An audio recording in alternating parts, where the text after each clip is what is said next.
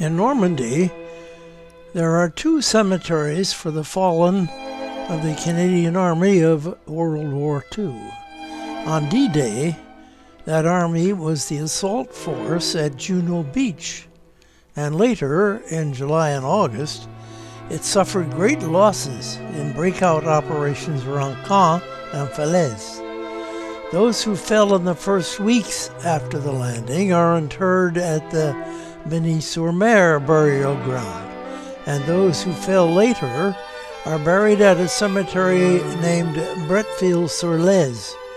But both of these graveyards are nearer villages that are sometimes used to name and locate them. So, on this map, the two sites are called Revilliers and Saint-Thot. The location of the Benny-sur-Mer cemetery is shown on this Google map.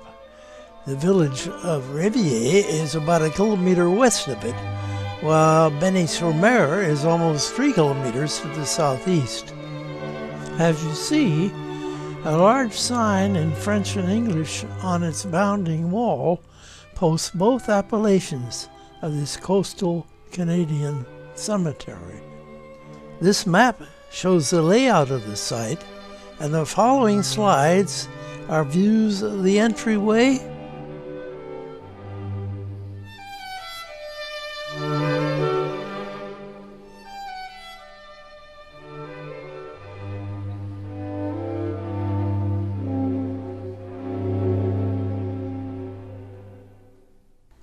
the stone of remembrance with its hopeful message, "Their name liveth forevermore," and a panorama of the cemetery as seen from the left-hand observation tower. Officially, the two structures are called registry buildings, for they house lists of those interred here.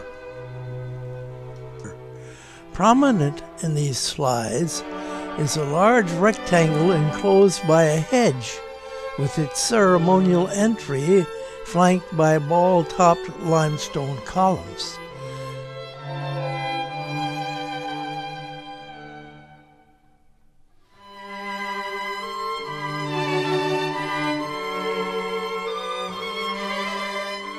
This snap, taken from the right tower, shows the location of the cross in the center of the cemetery with its 2,048 headstones arranged symmetrically around it.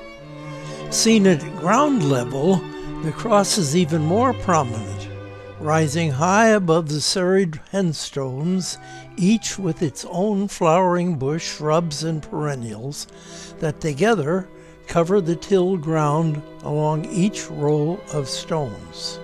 2,043 of these grave markers display the maple leaf of Canada, and 2,009 of them carry the names of soldiers of the 3rd Canadian Division who fell on D-Day and in the following few weeks.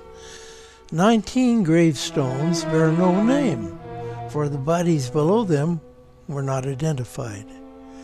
The other 15 Canadians who lie here are aviators, and there are 4 British and 1 French Resistance fighter for freedom.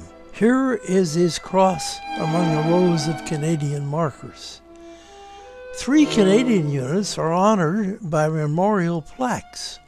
One in this cemetery honoring the Cameron Highlanders of Ottawa, and 2 in Benny-sur-Mer, a plaque for the French-speaking Chaudière Regiment that liberated the village, and a stele marking the site of the first Canadian airfield in France. The other Canadian cemetery in Normandy is farther inland. This Google map shows it to be on the outskirts of the village of Saint-Thot in Calvados, but it is named for the village of Bretteville-sur-Lez, some 3 kilometers to the southwest. It houses 2,955 graves. Of them, 2,782 are Canadian, 80 British, 4 Australian, 1 New Zealand, 1 French, and 86 unidentified. The entrance is imposing.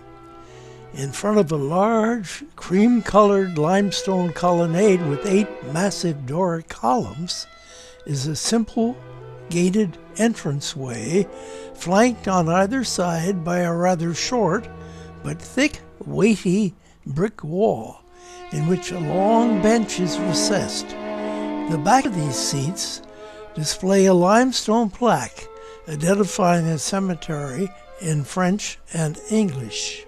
In the tree-lined expanse behind the colonnade is a central grass-covered mall with the 2 monuments common to all the World War II cemeteries under the aegis of the Commonwealth War Graves Commission: the Stone of Remembrance and the Cross of Sacrifice. The granite stone is inscribed with the reassuring "Their names liveth forever," and the tall cement cross with the bronze inset soars above the serried rows of headstones with flowering plants and shrubs at the bases. These plantings are, in my opinion, more fitting expressions of gratitude and remembrance than the severe rows of white crosses that mark the graves of the American dead.